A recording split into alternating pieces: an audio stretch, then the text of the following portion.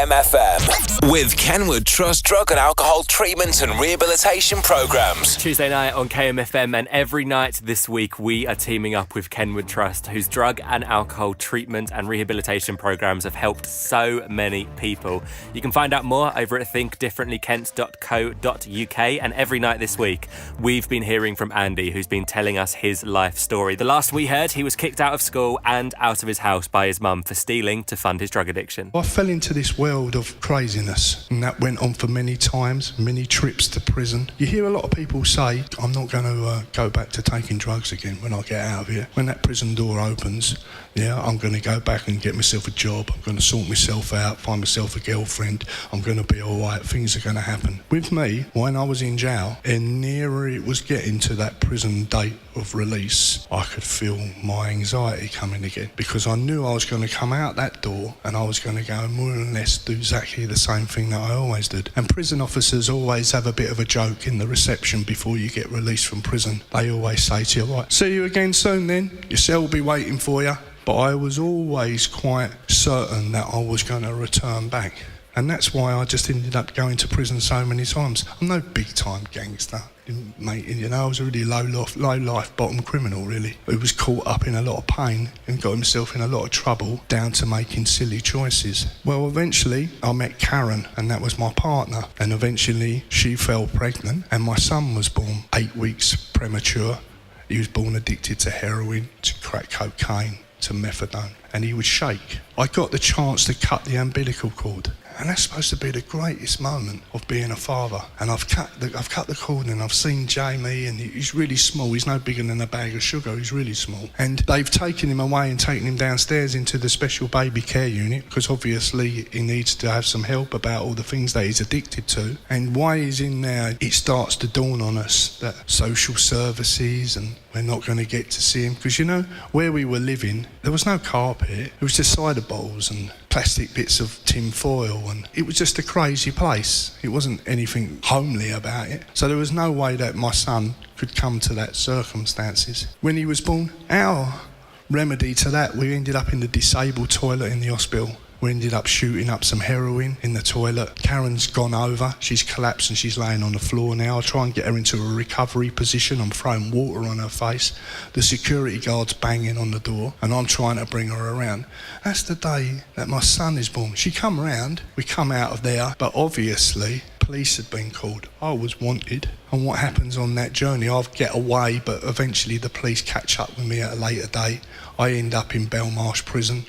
Karen, she went off to somewhere, off to try and find some support and help, but never managed to find the help there. Not that the help weren't there, she just wasn't willing to take what was on board. And she would get to see Jamie once or twice. But what happened to Karen, she went and brought some drugs one day from someone which were stronger than what they normally were. She's taken them drugs and she's passed away.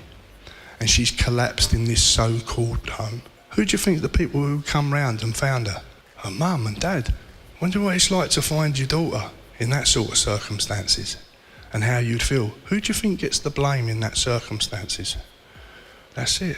I got the blame because of all what went on. Now, that wasn't my fault what happened there, but I was blamed for that. Now, my son was in social services care. He ended up being in a house somewhere where there was some abuse went on. Who put my son in that situation at that time? How did I get myself involved in that? Is where the love of my life, everything which I ever really wanted to be. I wanted to be a father. I never had a father really, and all I wanted to be was be a father. But you know what? A substance had become more important to me than my own son. Earlier, we heard how when Andy's son was born, he was taken into care because of his and his mum's alcohol and drug addiction. At the end of every Kenward Trust school session, we ask students if they've got any questions. Did your son ever resent you or blame you for everything that happened? Right, Jamie is a treasure. They're both treasures. He has asked me at times, when about the age of 12, 13, there was a few questions asked then. When he was really young, about 4 or 5, he used to say that mum's gone to live in the stars. things like that, because of obviously mum just disappeared. So that was a funny time, because I used to, at the very beginning, I used to have a gentleman used to bring my son to meet me, and he would come with us. So like we would go to the park and places like that, and he would always be there to watch and all that. Then over a period of time I began to get unsupervised visits, and I'd have him for 2 hours or something, and I used to go to my mum's, and then after that we used to kind of like, he would come up on holidays and things. So he has spoken to me a few things. He could remember some things about being in a house and cars turning up.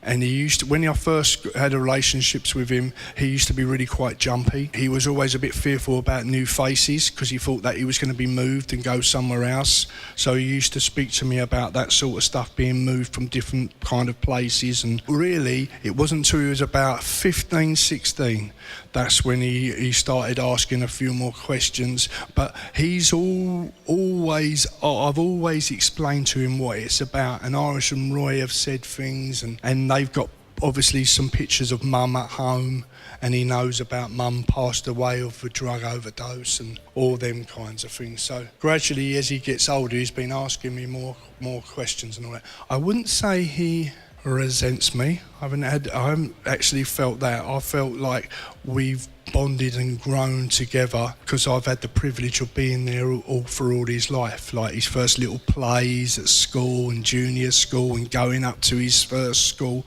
Now all that stuff kind of like grew over a period of time. I see him, he's got a girlfriend now, he's been with a girlfriend for about 3.5 years. I see he WhatsApps and all that kind of stuff, yeah. I may see him about 3 times, once every 3 weeks, something like that at the moment, because he's got a little part-time job that he does at weekends and things like that kind of stuff. So we still associate. Hopefully he's going to come away with me next year somewhere, so we'll just go from there. It all depends how it works out with college and university and all that. If you want to find out more about Kenward Trust, visit thinkdifferentlykent.co.uk, and you can catch up with more of Andy's story over at kmfm.co.uk.